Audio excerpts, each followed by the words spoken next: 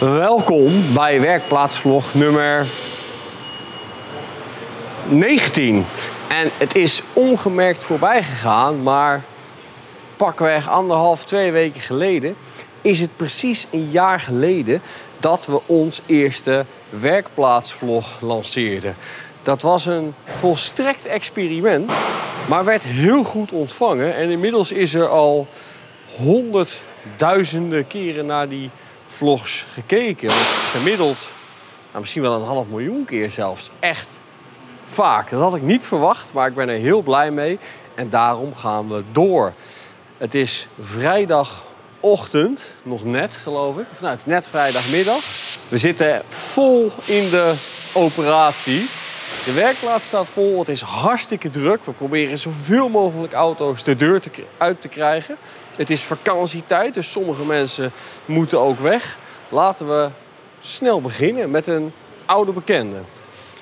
Deze Mini Cooper S John Cooper Works stond bij ons voor diagnose aan een aantal motor- of eigenlijk tuning-gerelateerde klachten en een probleem met het TPMS-systeem. De tuning hebben we opnieuw gedaan en is nu goed. Het TPMS-systeem bleek uiteindelijk problemen te hebben door een defecte ontvanger in de auto, waardoor die de wielen soms wel, soms niet en soms gedeeltelijk zag. Dat is allemaal opgelost, maar ik hintte toen ook al naar een hele reeks aanpassingen die we nog gingen doen om deze auto nog vetter te maken. En een deel daarvan is inmiddels gedaan. Zo is er een fonkelnieuwe originele Mini Performance remmenset gemonteerd. Zijn een heel aantal onderhoudszaken opgelost. Zijn er optische aanpassingen gedaan, zoals deze zwarte details rond de koplampen. Nu wachten we nog op een Wagner intercooler en een Miltec High Flow Sportcat. Dus een downpipe met Sportcat. En nog een aantal andere kleinigheden. En dan is dit project afgerond. Wat je niet ziet, maar wat er wel onder zit, dat is een KW Street Comfort onderstel. Verlaging met behoud van rijcomfort. De eigenaar vond het ding te hard en dat snap ik wel. Zo'n standaard onderstel is gewoon niet zo comfortabel. En met zo'n KW Street Comfort onderstel kun je hem nog een klein stukje verlagen zonder dat hij onpraktisch wordt. Rijdt hij minstens net zo stabiel en kan je er minstens net zo hard mee door de bocht, maar zonder dat oncomfortabele van een standaard sportonderstel. Achter mij is Timo de resultaten van een algehele staat of klokje rond einde garantiekeuring met de eigenaar van het betreffende voertuig aan het bespreken. Dit is volgens mij een, zoals wij het noemen, algehele staatkeuring. Dus iemand die de auto al in bezit heeft, maar wil weten hoe die eraan toe is. En bij een 5-serie zijn we met zo'n keuring en het nabespreken ervan soms wel 3,5 uur bezig. Dit is een Koni Special Active schokdemper. Een zogenaamde slimme vervangingsdemper. Hij past dus in plaats van een originele schokdemper met de originele veer en het originele montagemateriaal. Maar het binnenwerk is vele malen beter dan dat van een originele schokdemper. De Koni Special Active Damper is ontwikkeld om rijcomfort te behouden zonder dynamiek uit het oog te verliezen, maar niet zo duur te zijn als bijvoorbeeld een KW Street Comfort onderstel. En dus ook niet specifiek bedoeld om te verlagen.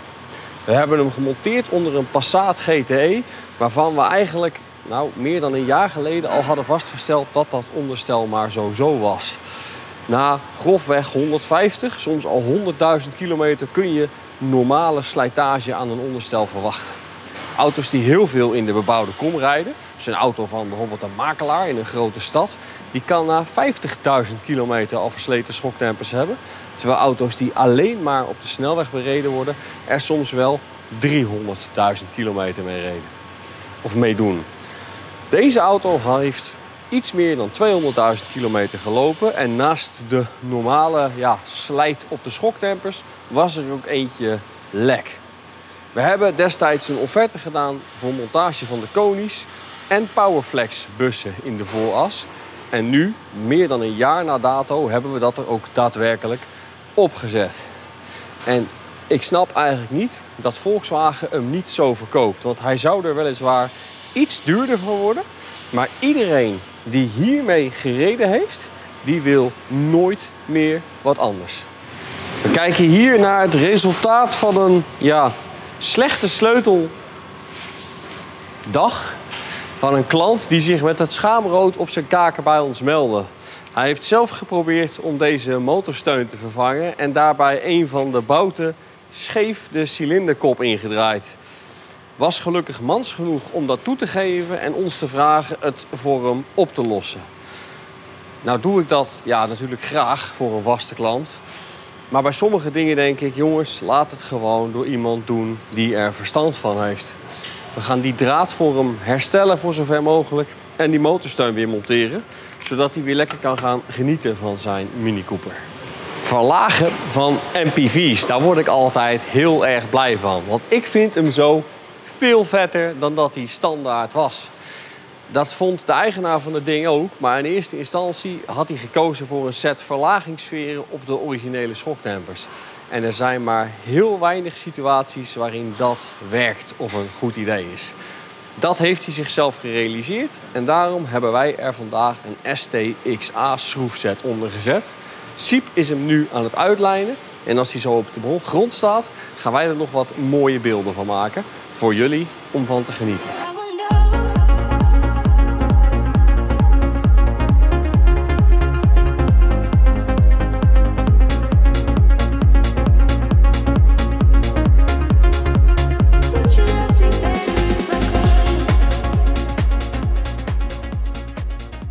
In het vorige vlog, of het vlog daarvoor, dat weet ik eigenlijk niet meer, hadden we het over een BMW 335i met N55 motor en storingen op het Valvetronic systeem.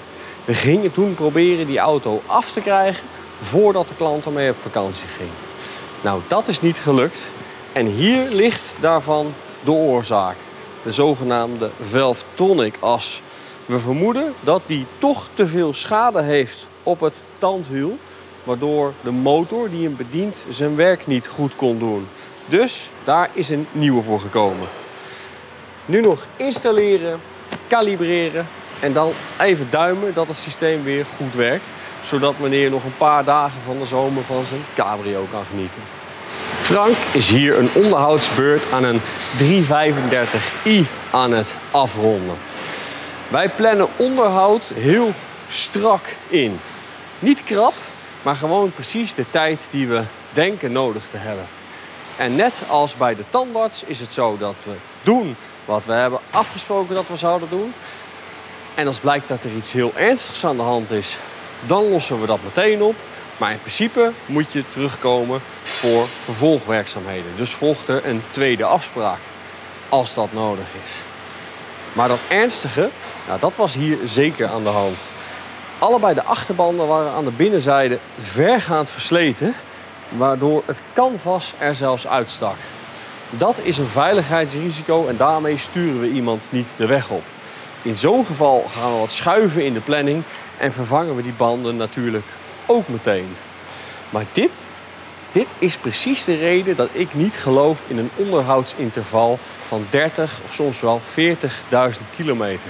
Want als deze man inderdaad 30.000 kilometer tussen zijn onderhoudsbeurten had gehouden, in plaats van de 20.000 die wij adviseren, dan was hij zeker weten met een lekke band komen te staan.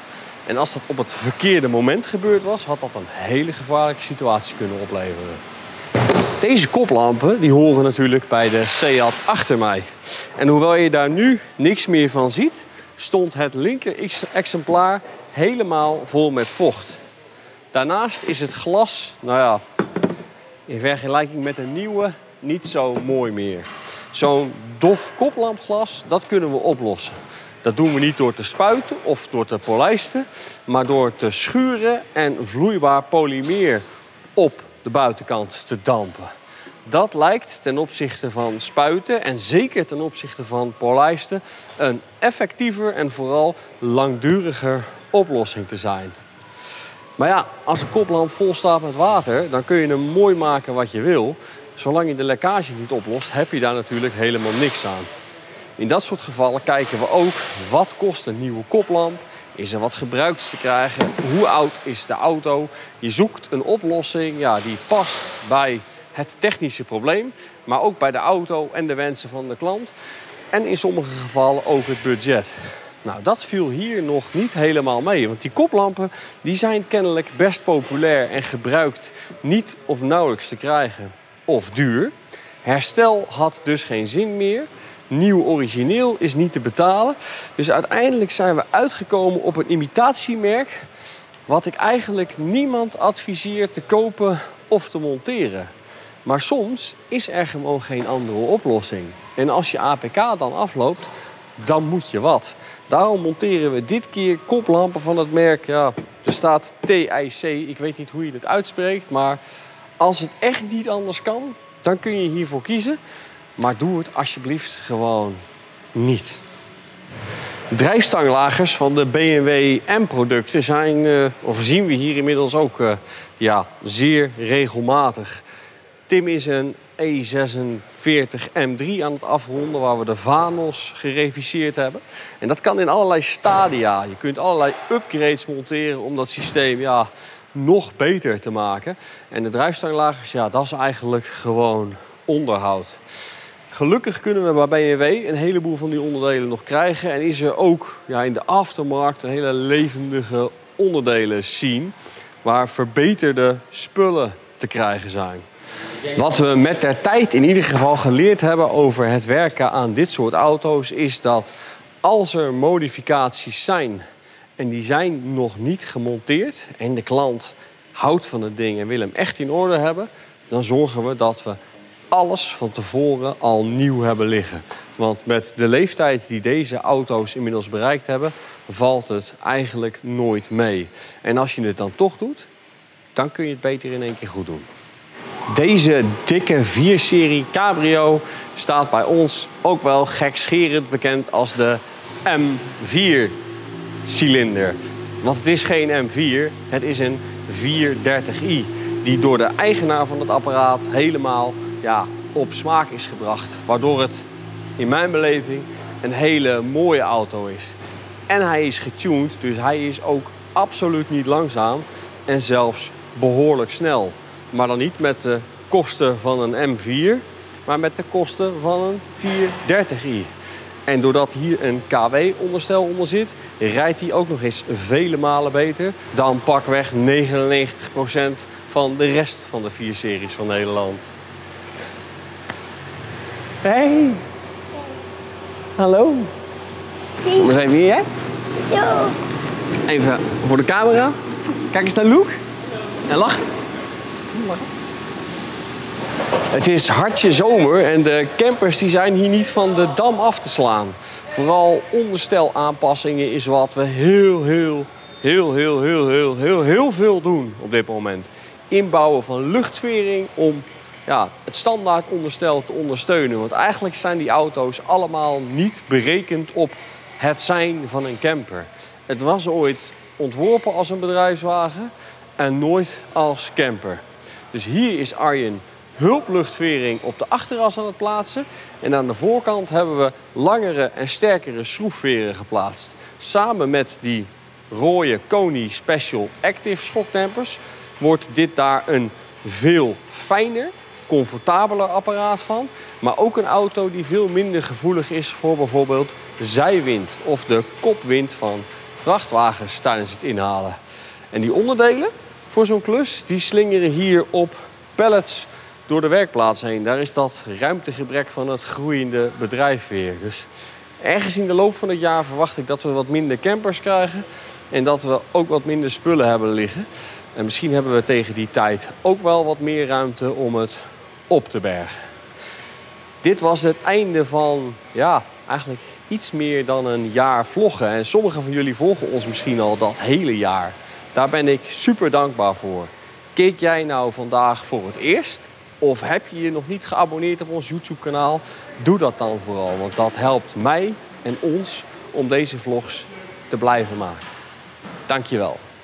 We eindigen de vlog toch nog met een kleine koplampen-update. Want ik zei, joh, dit merk moet je niet kopen en dat moet je niet gebruiken. Maar ja, soms kan het niet anders. Nou, het kan toch wel anders, want de ene kwam al kapot uit de doos. Zulke troep is het. En toen was ik er zo klaar mee dat we toch weer zijn gaan zoeken naar een alternatief. En dat hebben we gelukkig gevonden. Dus deze gaan weer terug naar de leverancier. En deze komen erin.